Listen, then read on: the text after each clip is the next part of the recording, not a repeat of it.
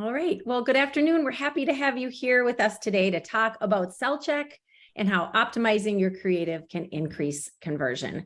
A special welcome to all of our new friends who we met last week at Grocery Shop in Las Vegas. Excited to have you here with us today to take the SellCheck challenge. Before we get started, a couple of housekeeping items to tend to. First, this event is being live captioned. So to access those captions, click the little closed caption icon in the bottom of your Zoom dashboard. And then second, we will leave time at the end of today's webinar for questions. So drop your questions into the Q&A box, also at the bottom of the Zoom dashboard, and we will make sure to get to those at the end. All right, so thank you for joining us. My name is Bridget Ling. I am the VP of Marketing here at Razor. Razor is a marketing technology company. We are based in Minneapolis, Minnesota, and we leverage three things: our behavioral science experts and training, our configurable technology platform, and our creative and strategy teams to influence consumer decisions in the financial services industry, healthcare, and consumer packaged goods industries. And I'm going to introduce you today to Lynn Neal. Lynn is Razor's Global Practice Officer. Prior to Razor, Lynn spent 33 years at Procter & Gamble, where he led their behavioral science activation for brands and retailers. He is now our Global Practice Officer, and he specifically leads the SellCheck division, where he applies behavioral science on behalf of our global clients. So Lynn, I'm going to hand it over to you to lead us through a little SellCheck challenge. All right. Thanks a lot, Bridget. And thank you to everyone for joining today. We know it's a piece of your valuable time to spend with us. I'm going to make this kind of, fun and entertaining. I know all of you right now are blessed with marketing riches, right? Everyone's marketing budget has increased. You're getting a lot more to spend with. And no, that's not the case. I mean, I imagine what reality is you might be having your budget cut 5 to 10%. And at the same time, you've been asked to raise your performance. No one wants to have a budget cut and then expect flat performance. It's always like, we're going to take away some things and do more.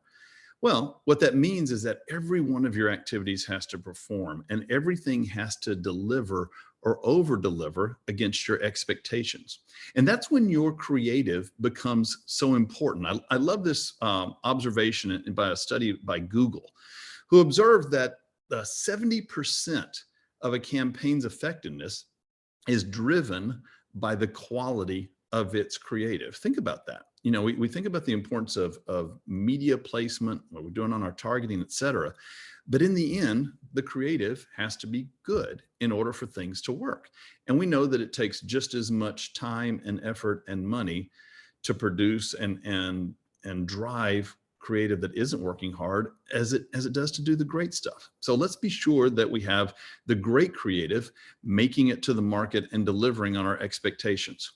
That's where SellCheck does come in. We optimize creative effectiveness in order to increase conversion. And the way we do that is really vital to the overall process of how we get the creative to be optimized. We have a number of users across the globe, more than 1,600 brands. You'll recognize some here. We're also, beyond working with some of these large global brands, we work with a number of startups as well, particularly with their packaging and launch campaigns, to help drive that creative and make them perform year on year. An example like Procter & Gamble and Mondelez, we've been working with each of them for more than 10 years to make sure they can deliver on that in-store and digital experience. We work in a global environment. We're in more than 76 countries across the world right now. And the reason we can be across 76 countries is that the way our process works, we're tapping into how the human brain works. And we share sort of a common human operating system, regardless of gender, country, age. There are just certain ways that our brain processes work, including creative.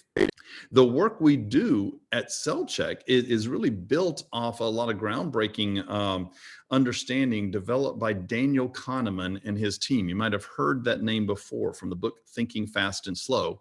And he and his team determined that our brains operate in two distinct ways: System 1 and System 2. System 1 is sort of the fast, quick access, very natural. System 2 is sort of that deep, deliberative. So think about System 2 like when you're taking a college exam and you come out of that exam and you're exhausted. And that exhaustion is real because when we're tapping into system two, it burns up a lot more energy. Our brain's only about 2% of our body weight, yet can consume up to 20% of our energy. So without us even knowing it, our human operating system is trying to go through our day operating in system one mode. And that's really vital to how we execute our cell check process.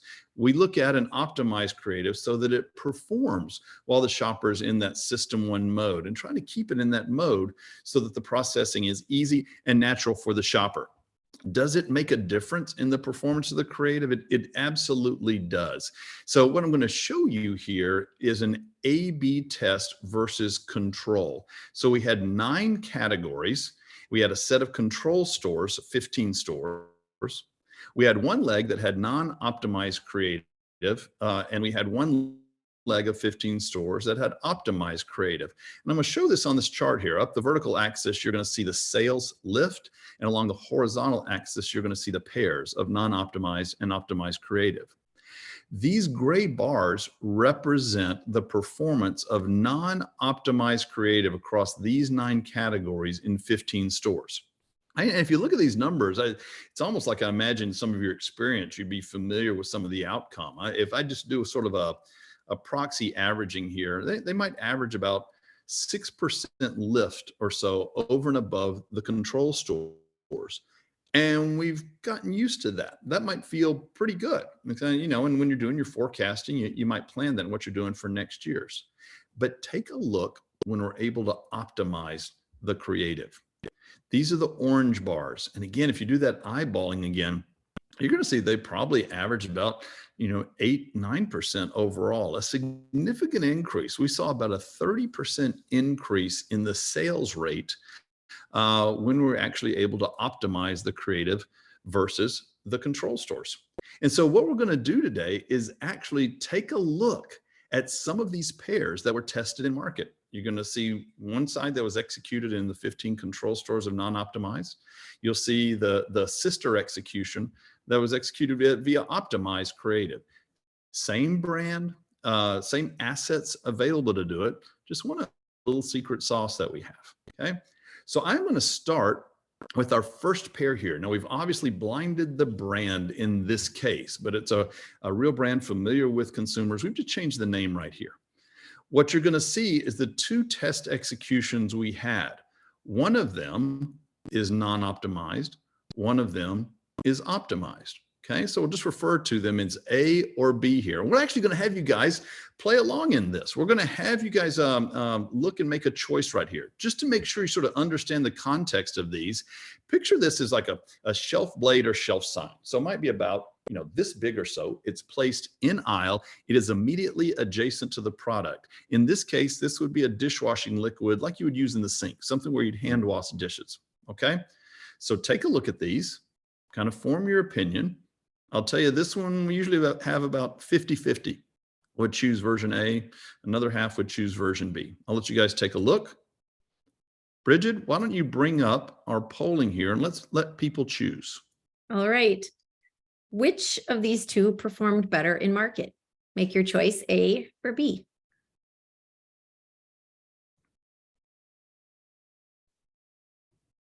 Votes are being tallied, Lynn. Nice. Some of you might be flipping Not a all in coin. quite Some yet. of you, yeah. What do you think? People thinking it over. All right. Lynn, we had 67. Oh, hold on. Let me change. It's still moving. All right, we're going to freeze the poll here. 62% of our guests today said A performed better. 38% said B. Okay, great. Well, and again, each of them has something going for it. Let's take a look at what actually happened in store. The winner between the non-optimized and optimized was the one on the left. A had been optimized. And you'll see via our SellCheck scores that the non-optimized scored down at a 25. And as we were able to optimize it, we were able to get it up to this green zone into a 31 or higher. The actual in-market results, the one on the right had a sales lift of 4%. And if we'd just been doing that by itself, we might have felt okay about that. But look what happens when we're able to optimize the creative. We had a sales lift of 12%. That is about a 200% increase in our sales lift. Now, let's peel the onion back on what's actually happened here. And this starts getting in a little bit of our process, that we look at on SellCheck. Let's talk about the one on the right first, non-optimized. Again, not a bad execution. And some of you might have cued in on that idea of being able to use the word best. As marketers, that is a high watermark. It's rare that we're able to take our brand and claim that best. However, the best we have here is framed more as a puffery claim. The best orange. What does that mean? Is that realism, intensity? Is it long lasting? Is it something else that you have? Okay, a little bit of a puffery claim, a little ambiguous to the category itself. Let's take a look at on the right. This is where we actually have a hard hitting category relevant benefit in long lasting fragrance. So we're being clear on that. Didn't make the best claim, but it lets it know that it's got a longevity claim right here. Importantly, the one on the left actually features the product itself. Now, you're saying, boy, I'm adjacent to the product at the shelf. Why doesn't the one on the right work better here? Well, that product image ends up being some cognitive glue that connects the execution to the actual product at the shelf. So when someone's looking at the benefit, they see this product that has the 40% more claim on it, they can know with assurance when they look over the shelf, they're actually verifying the product that they had just been primed on with the sign. So do we have to use the package all the time? Don't have to use it all the time. But when you're trying to really connect that shopper with a product they're going to look at over the shelf, it makes a difference, provides that cognitive link that can really be a game changer. Okay, so kudos. It's version A that we have here that's working a little bit harder. Let's take a look at another product pair. One of these is considered non-optimized. One is considered optimized. You have the choice between A and B. Bridget, let's bring up that poll. All right, here comes your second poll. Which of these two performed better, A or B?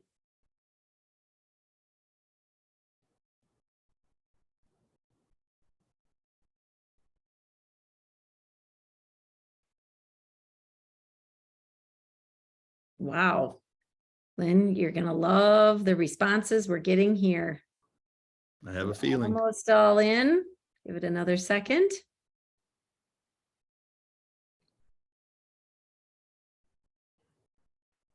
Okay. 73% chose B, Lynn.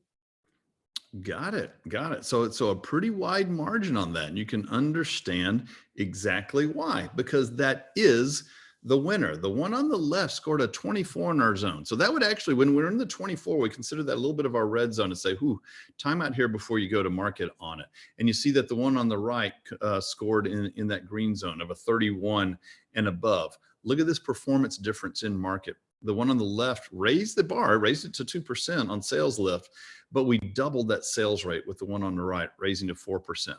So again, let's peel back what's working here and not working. I'll start with the non-optimized piece on the left. Okay, they're still making a $2 claim that you have right there. Their focus here is on the kibbles on the product. They actually have a strong claim at the bottom.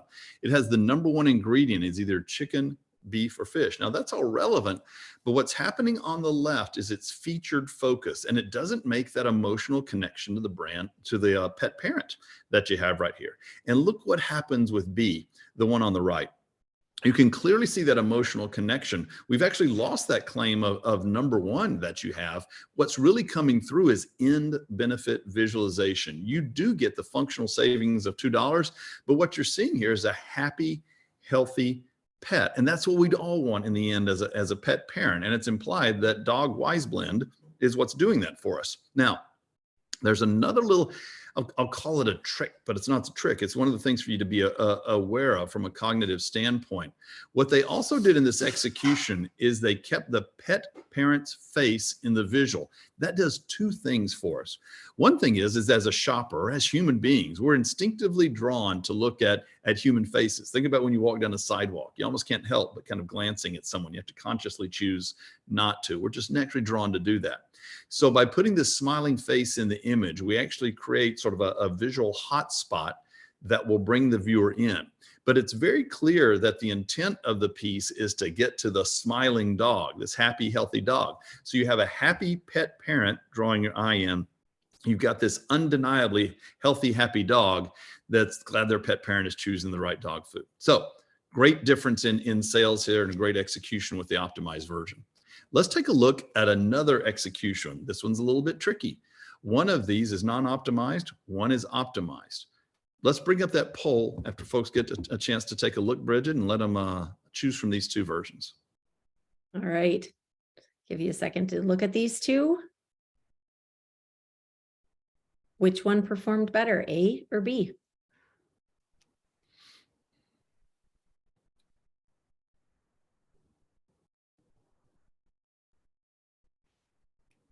Responses are coming in, strongly leaning in one direction. Give it another minute here.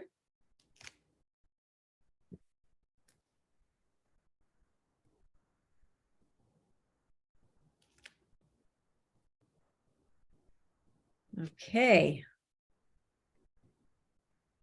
The verdict is in, huh? We have a educated group of attendees today, Lynn. 87% chose A. Okay, very good. Let's take a look at who the winner is. And you guys did hit it. There's still some improvement opportunities here, but A was definitely a winner. Let's talk about what's happening over on B. And you can imagine that this was placed. They want to say that they were a taste superior to the leading brand. And that white bag, you could picture being like a Starbucks brand that you would have right there that they'd be superior to. But here's a couple of things that are happening on version B that might hold it back. Again, they both performed well, but version A performed 60% better. Here's what's happening on version B. You're wanting to make this superiority claim, but you have actually given the brand leader a lot of visual presence. So picture that being a Starbucks bag on the right. And that might be the most recognizable brand in the set. So it actually causes this little cognitive dissonance, is that you're talking about the competitive brand or featuring it right here when you really want the focus to be on cafe. And it ends up that while it draws the attention and performance up for cafe, it's not reaching as far as it can. We're actually having the presence of that competitor dilute the impact. What's happening over on the left on version A is we're still making the same claim, but we're keeping the focus on our hero brand, and it draws more attention to the preferred taste and check mark. The other thing that they're doing here, it's a little hard to make out, but they're actually showing that real coffee visual, and you can actually see steam coming off of it. That actually creates some taste appeal that's missing from the one right. So you have a monadic expression of the single brand to focus on. You're still making the superior taste claim, but you're also giving that visual taste appeal and having someone almost be there in the moment with their coffee. Certainly a significant difference on the performance of what was happening in store. So a very big difference on optimize versus non-optimize and performance in store. We've got one more for you to take a look at. Let me give you the context of this one here. We've actually just shown the two executions up top so you have clarity on what they're saying and showing, but they're both window cleans that would go on a refrigerated section. Picture this in like a quick corner stop, like a 7-Eleven or something. One of these is optimized, one is not optimized. Let's bring up that poll, let you guys take a shot at which is optimized, which is not optimized. All right, here we go. Last poll. Which one performed better, A or B?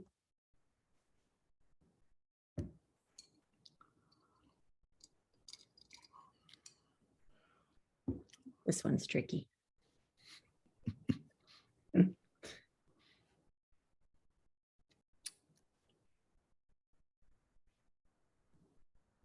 Almost there. A few more seconds.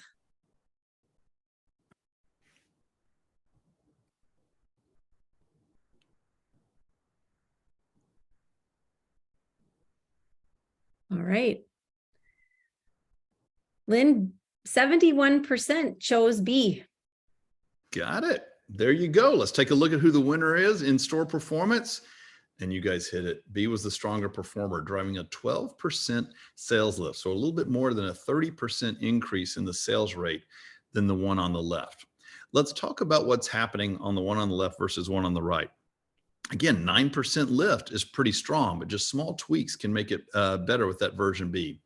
So on the left with A, it's still that 2-for-1 promotion. But as we start stacking this copy, it makes it a little more complex to read, especially when we're using all caps instead of the case font. Once we start stacking it right there, it just takes a little harder to process. You'll also notice that they wrote out the 2 and the 1 in the non-optimized on the left, whereas the optimized were just shown as the numerals 2-to-1.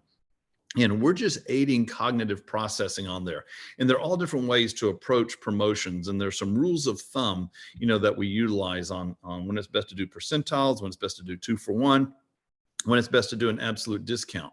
But in this case, where we're trying to help someone do that very easy math of buying 2 and get 1, we have a straighter path to the cognitive understanding by writing out the numbers in this case. It also helps to put it on one line. Now, let's talk about that linear effect of the one line. Not only does that cause us to read left to right easily, look at what we did with that stripe. And it really makes a difference in a couple of ways. One, it helps try to frame this piece on the cooler. When we're looking at something by itself and we haven't shown it in context, we can actually think it's going to pop better than it does. This idea of a little bit of visual framing helps define it. But what it also does in this one is, as we're saying that message, buy 2, get 1 free, that stripe implies, hey, it's among this product set. It's these 3 guys right here. When you're looking at this cooler that has all the products, we want to make sure that this signage really helps call out which brand is going to be the one that's available for the buy 2, get 1 free. That helped cause some of the difference on noticeability and immediate clarity that you have in this execution. 12% sales lift, outstanding. Now, how we get to this. So it's a little bit easier when we're looking at something side by side and we can kind of pick a winner. That's certainly what the shopper is doing in store when they're in that system one mindset. But let's talk about the methodology behind the scenes, because we don't always have that advantage of having 2 side by side to choose. A lot of times we're starting with that non-optimized creative. What do we do to make it better? This is the SellCheck process behind the scenes. It first starts with a human vision AI analysis. There's a third party that actually runs heat mapping software on it using AI-enabled algorithms and generates some heat mapping output looked at in several different ways that lets us understand where that instinctive eye is going in the first second. It's important that I call out the instinctive eye. Think about it like when you glance to the right and look back. You're not quite sure what you've seen, but you almost have that color spectrum. It's really going where your eye is going to go in that first moment, where it might look like human faces or have high contrast, et cetera, et cetera. We take all of that output and the client's input on their communication objectives, et cetera, and then we send it over to our panel of experts. And this is really the secret sauce within SellCheck. The heat mapping or any AI-enabled heat mapping is helpful for what's drawing attention, but then we've got to get to persuasion and conversion. And that's what our panel of experts help out with. Each of them is deeply trained in behavioral science, but that training is built on careers of successfully leading performance marketing executions. Each of our panelists has over 20 years of experience, whether they come from brand, retail, or agency, and they were leading organizations that were running performance marketing. Most of them are in the consultative portion of their careers, and they just love this work. We'll take a group, have at least 4 sets of eyes, take a look at each execution, and what our panelist group has to do is reach a consensus across the 4 C's. And the 4 C's really mimics the cognitive process of how we all first notice, recognize, understand, and choose. So the first C is command. How well are we getting the viewer's attention? Have we utilized a focal point that sets up our product or brand proposition? So not just getting their attention, but we're establishing that need or desire for the product. Think about that happy dog on the end benefit visual. That's a great command element. Connect is how well we're establishing the branding category. As humans, we pay attention more when we understand who's speaking to us and what their context might be. So we want to make sure that the brand and the category are recognized early. This is important in all aspects, especially important when you might be introducing a new product or flavor too. For convey, that's how well we're telling our story. Is it simple, clear, and compelling. Rarely is it when we add more do we make the story clearer. We've really got to be focused and recognize the shoppers in that system one mindset. The last C is close the sale. Now, this one's fairly intuitive. Do we have a good closing argument? That could be anything from benefit visualization to social proof to a promotion, but it's also a product of the first three C's. For example, if our command is weak, we've actually reduced our sales funnel. Even if we have a great story and a great product proposition, if command is weak, people won't get to it. So strong command makes a stronger funnel. We tell our story clearly, and then we get to a strong close. Okay. So I want to share a quick case study of kind of showing it in action here. We work with the Miracle Grow brand, and we now work with Home Depot as well as an outcome of this product. And I talked about the process of its, when you look at something side by side, optimized and non-optimized, might be a little easier to kind of say which one is going to work best. Well, I'm going to face you with something that had an optimization opportunity, but you're going to see it by itself. Here was the situation for Scott's Miracle Grow. They had run this execution successfully at Home Depot the year prior. It's a pretty cool merchandising technique. It actually suspends their product right above plant. So you have a great adjacency that they've secured here. Well, they're going to face anniversarying it. And they want to show up with Home Depot saying, hey, here's how we're going to take this and build on next year incrementally. We know we haven't gotten any more display space per square foot. We're just going to make this work harder in your store environment. So I'm going to have you guys take a look at it. Take some time here. What would you do to make this better? What's the advice you'd give them? What are things you'd have them alter, emphasize, change, if anything? All right. I'm going to give you an extra bonus here. I'm going to add the heat map. Okay, so this is one of the outputs that you get. You get the human vision AI within a SellCheck report. So you can see the raw data heat map up top. You can see where we've drawn areas of interest. So we're able to convert that data into the percent likelihood that the viewer sees this in that first second or so. And then we're able to order that out. What's the order of that? So it's another input coming in. Again, heat maps are really helpful. They help us understand, do we have a focal point? Is it most relevant? But then we still have to work on that. How do we persuade and convert? And to do that, we went through the full SellCheck process on this. So this is a pulled back version of a SellCheck report. You usually get in a SellCheck report, will have 8 to 9 pages. It'll include all of our human vision AI outputs. It'll include the consensus point of view on our SellCheck panelists captured in the 4 C's breakdown. So real people writing up real observations and recommendations, and then it'll have this executive summary. Obviously, it scores it all out, but importantly, it's going to give instructions about what to go do to make it better. And here's a direct pull from the advice that Miracle Grow got from our panelist group on this one. So it simplified this execution overall, but importantly, the panelist group called out what to prioritize. Let's make sure that headline's clear, and let's have that phone and hand image work hard and the logo work hard. Those 3 things need to work together for clear processing. The second point they made is that if you are going to use a single image, it has to convey incredible growth. This is about benefit visualization. And the image they were currently using, while it showed a pretty flower, wasn't one of those things that was like jaw-dropping, beautiful looking. Let's make sure that when someone sees this, it's an aspirational benefit they're providing. The third thing was to broaden appeal. In that original, they had used post-worthy. Now, their intent was that you're going to have growth that you're so proud of, you want to post it online, whether to Instagram, Facebook, etc. That's a noble there, but as far as aiding processing for the shopper, it might be too narrow and easily misunderstood. People aren't quite in that mode of understanding post-worthy. The intent is to make it share-worthy. So yes, you can put it online, but you might just want to show a friend. You might want to send it to a family.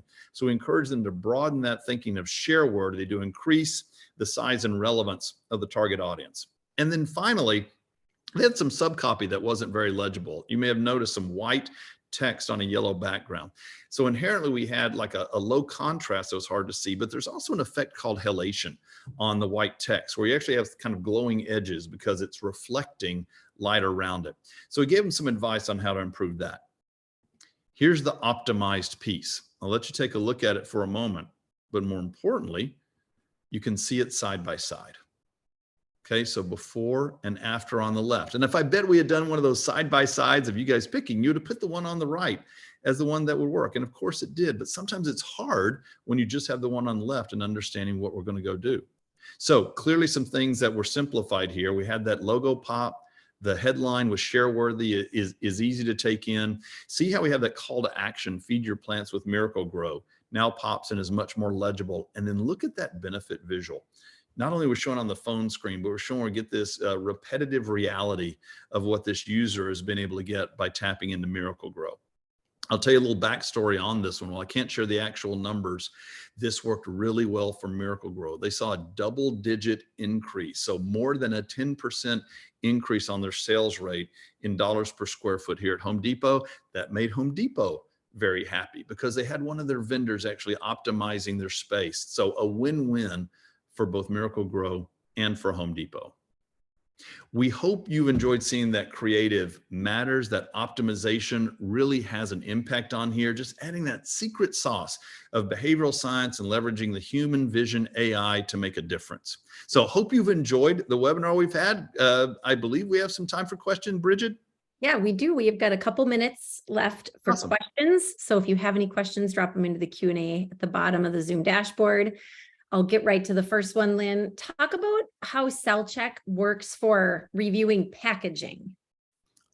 We do work on packaging. So broadly, SellCheck works on any kind of performance marketing that we have. Anything where you're looking for the shopper to make a decision all the way back to packaging. So we have a core SellCheck process that works on packaging. We also often have our clients submit their planogram as well. So what we can do is look at the packaging itself, but also give some ideas on how they might make it work harder in the planogram, given their placement. As a matter of fact, we work on a lot of versioning that they'll do on packaging. We work on new look on brands are doing. And for a number of clients, they've brought us back into the process with their new product groups, whether it's ventures that they're doing or new item and new initiative introduction. We're working with them to kind of go through their iterations and find out the strongest presentation on shelf. Great. Okay. Two questions. I'm going to kind of tie them into one. Do you review digital shelf, creative, or PDP pages? Yes, we do. So holistically, we'll do everything from banner ads. We're doing a lot of work in the social space right now to optimize that, all the way to landing pages and PDP pages. If you think about that PDP as your digital storefront, it's so important that you're presenting yourself in the midst of competition as being compelling. And then when someone goes deeper, how well are you telling your brand story? And that's a combination of both, visuals, search terms, et cetera, et cetera. We certainly have a process that optimizes PDPs as well. All right, great. So here's a question about A/B testing. Can we send you two versions of creative and you can tell us which one will perform better? Yes, certainly can. As a matter of fact, we oftentimes have some versioning within a SellCheck report. A number of our clients use us back at the KV stage is where they start, or key visual stage. So they might have two or three directions that they're considering, and they can be kind of close in. It might be where they've just adjusted a call to action or a headline or something like that. We can look at multiple versions. Often we can run those in one report for one SellCheck credit. And what our panelist group will do, if the client's looking for, hey, tell me which direction we ought to go, or we're looking for a winner, they'll specifically call out which version has the greatest opportunity to work hardest going forward. And then they'll still provide some, advice and some options to consider as the brand moves forward. Okay. Absolutely. All right. That is all the questions that we have today. So if you have follow-up questions, please don't hesitate to reach out. Lynn's email address is here on the screen, lynn@sellcheck.com. Thank you for joining us today. It's been fun to hear the difference between each of these creative executions and why one did better in store than the other. So thanks, Lynn, for sharing with us today. Thank you, Bridget. Thanks everyone for joining us and playing along. Thanks. Have a great day.